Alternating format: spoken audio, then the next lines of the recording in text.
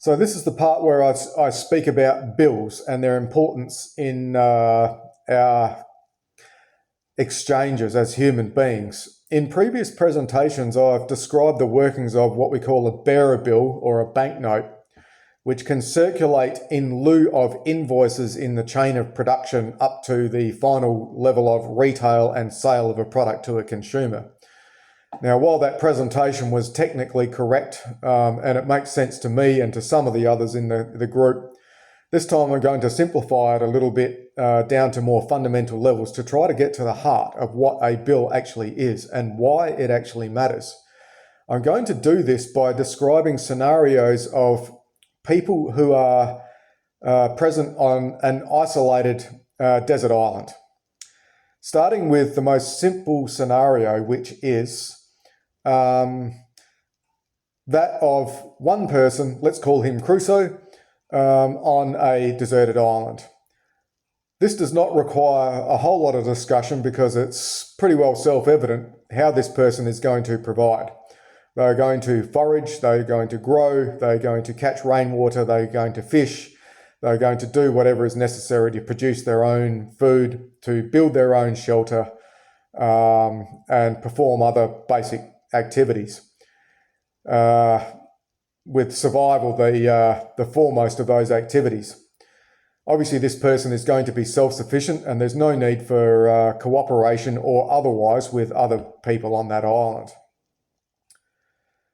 The next scenario is one where you introduce a second person into the island, let's say Friday. So now you've got two people, Crusoe and Friday, on an island. And the question is, how would Robinson Crusoe and Friday cooperate, or would they actually continue to be self-sufficient? Because this is another option, that they could basically both go out and catch their own fish, they could both go and forage their own food and both provide their own water, build their own shelters, etc., etc. It turns out that humans generally don't do that, although they may choose to do so. So basically what happens is, let's take a simple scenario. Crusoe and Friday will actually get together and they will talk and they will make an agreement. So Crusoe will go off and grow the corn and Friday will go off and catch the fish. Then they will agree that, okay, we'll do that for a while and then later we'll come back together and I'll give you the corn, you can give me the fish, and we'll both be able to eat quite well. Much better than if we actually did those activities separately. That's pretty obvious. Another common example is building a house. So they make an agreement. Friday comes round to Crusoe's place, they build Crusoe's house, and then they have an agreement after that Crusoe goes over to Robinson's house or Friday's house and they build his house together. So in both of those arrangements, what we have there in that agreement is actually a credit arrangement. When Crusoe goes out and grows his corn, he is actually growing that corn on credit in the expectation, the trust that Friday will also be out fishing and will have the fish to exchange with that corn. Likewise, Friday goes out to catch the fish on credit with the expectation, the full expectation and knowledge that he is later going to be able to exchange it for the corn. Likewise with the house. When you build Crusoe's house, basically Friday is offering credit to Crusoe in the way of labour. And that credit is returned when is later completed and extinguished when Crusoe goes and helps Friday build his house for him. So it's important to understand that that agreement itself is a form of credit. Credit is an ability to obtain goods or services before payment based on trust that payment will be made in future. There is no, particularly with a two-person example, there is no formalization necessary. It is completely in their minds. They are remembering in their minds that, well, I'm doing this for him and he's going to do that for me later. It is completely voluntary. It is consensual. No government or no third party is required or necessary to make these two cooperate. They actually do it naturally. It is a relationship or an arrangement that's built on trust, honesty, and integrity. If either were not capable of producing what it is that they said that they were able to produce, they would not be able to cooperate. This is fundamental to understanding human exchange. Now, I've got down here a really important point about these credit arrangements or arrangements for cooperation. Value is created in human consciousness, which is an entirely subjective process, at the moment of a certain agreement to produce and exchange in the future, by people of trustworthiness and integrity, whose word is as good as their action, who have the means and intention to repay. Let that sink in for a little bit. It is the value is created at the moment of the agreement to produce an exchange, not at the point of the exchange of the corn for the fish or the second exchange of the labour for the house. It is actually created at the point of agreement. That's a point of time that occurs before the actual production and exchange. No gold is required for that arrangement to actually take place, although gold does facilitate it, can facilitate it, or metals can facilitate it, or physical goods can also facilitate it. No gold is required. When things are done on credit, you do not need capital. You can basically start from where you're actually at and start to create some capital. That's the whole point of credit. And I also have a question. Would Crusoe and Friday do this? Would they make that agreement if they did not think that the other would be as good as his word? If they did not think that the other had the means and intention to repay? Well, of course not. They wouldn't. And these are the factors that go into credit arrangements, which gets us onto the topic of currency. What Crusoe and Friday have done by the making of a certain agreement to produce and exchange, they have actually created currency. Because currency is credit. Currency is a certain promise to pay. Okay? It is a certain promise to pay. So credit is a concept, is an idea that is held in human consciousness. The note, which is a bill which confirms that arrangement in consciousness, is a physical representation of that agreement. That is what currency is. It is a physical representation of a promise. Or physical currency is a representation of a promise. Importantly, it is not an ownership certificate or a certificate of goods or metal that is actually held in a safe.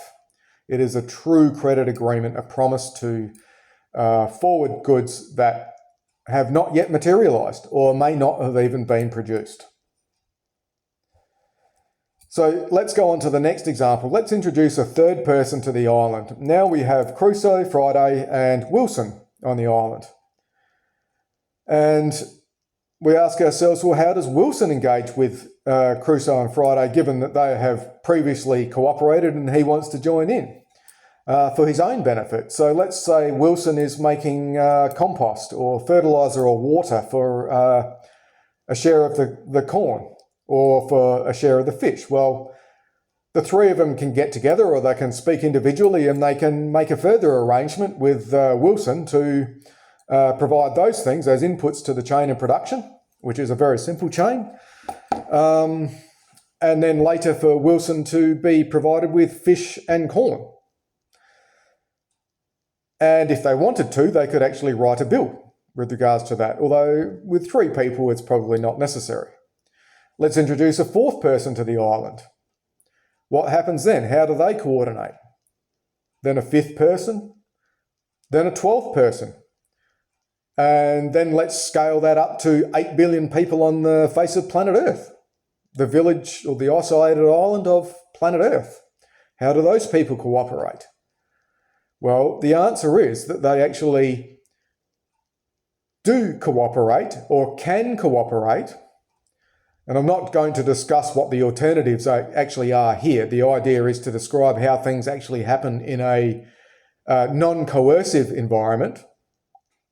What they do is those people, the more people there are, the more likelihood it is that they are going to formalize that credit. So they will write their arrangements on a banana leaf or whatever object that is actually available or recorded on that object. Today we use paper, of course, or maybe even digital means. And then they can liquefy it. That currency, which is a promise, can actually circulate amongst multiple people performing multiple functions. You can have the 127th person on the other side of the island receiving credit from a person that they do not actually know. It can pass through multiple hands before it even gets, to that person. Yet the bill still circulates as if it's currency because the person knows and trusts who the issuer actually is, and the issuer is creditworthy and trustworthy and a person of integrity as well. That is the concept of bills. Bills are credit arrangements held in human consciousness. They are commitments to cooperate, and they are agreements to cooperate. Other technical names for bills include, I've got them here, IOUs, letter of credit, bill of exchange, bill, invoice, note, or banknote. They are kind of similar in their underlying elements of credit. So let's ask ourselves the question. Why would we not use coins or metal?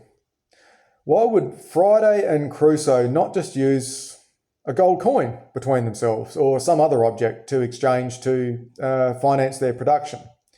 Well, the first thing is if they actually have a gold coin there, let's say they did have a gold coin there or a gold chest, they found a chest of gold coins or something,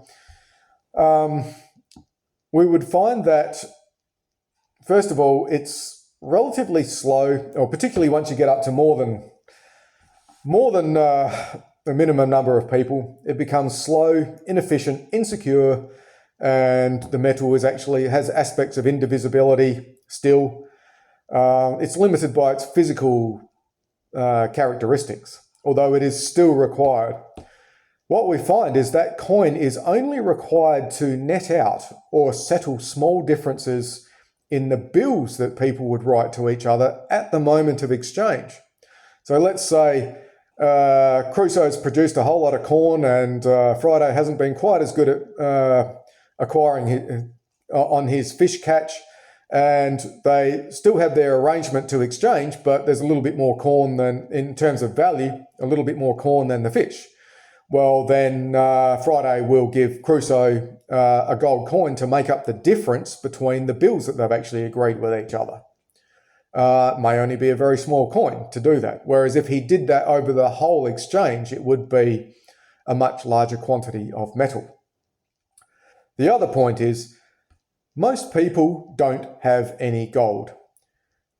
When we come into this world, we come into it ignorant. We also come into it without any capital. We don't actually own anything. We acquire what we develop on this planet. Now, while it is possible for people to have the coin and to exchange and to build up quantities of coin, this is not very efficient. The way that people do it is by writing bills. Bills are, you do not need any gold to write a bill. What you need to do is have the means and the intention to produce and to commit to that production. That's how the value is created in a metallic system.